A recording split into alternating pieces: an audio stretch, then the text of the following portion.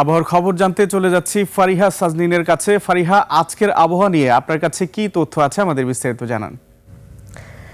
ধন্যবাদ সুমন। দর্শক, আজ ২রা ফেব্রুয়ারি ২০২৬ তারিখে দেশের সর্বশেষ আবহাওয়ার তথ্য থেকে আমরা দেখতে পাচ্ছি সারা দেশের নানা জায়গায় মধ্যরাত থেকে ভোররাত পর্যন্ত কুয়াশা পড়ছে। বিশেষ করে উত্তরবঙ্গের জেলাগুলোতে মাঝারি থেকে হালকা কুয়াশা পড়তে পারে বলে জানিয়েছে আবহাওয়া অফিস।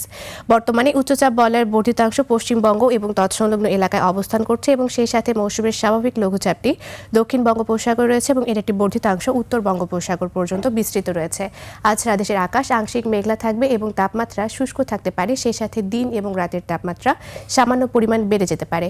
বর্তমানে বিশেষ কিছু অঞ্চলের তাপমাত্রা যদি আমরা দেখে থাকি তাহলে ঢাকায় রয়েছে 20 ডিগ্রি সেলসিয়াস, রাজশাহীতে রয়েছে 17 ডিগ্রি সেলসিয়াস, খুলনায় রয়েছে 19 ডিগ্রি সেলসিয়াস এবং রংপুরে রয়েছে 17 ডিগ্রি সেলসিয়াস। গতকাল সর্বনিম্ন তাপমাত্রা রেকর্ড করা হয়েছে চুয়াডাঙ্গাতে, যা 10.2 ডিগ্রি সেলসিয়াস এবং সর্বোচ্চ তাপমাত্রা টেকনাফে, যা 32.5 ডিগ্রি সেলসিয়াস। গত 24 ঘন্টায় রাজধানী ঢাকায় সর্বোচ্চ তাপমাত্রা ছিল 26.2 ডিগ্রি সেলসিয়াস এবং সর্বনিম্ন তাপমাত্রা 17.1 ডিগ্রি সেলসিয়াস। আজ ঢাকার আকাশ আংশিক মেঘলা থাকতে পারে এবং উত্তর অথবা উত্তর পশ্চিম দিক থেকে ঘন্টায় 5 থেকে 10 কিলোমিটার বেগে বাতাস প্রবাহিত হতে পারে। সেই সাথে আজ ঢাকায় সূর্যাস্ত হবে সন্ধ্যা 5:45। দর্শক, এ ছিল আমাদের আজকের আবহাওয়ার তথ্য।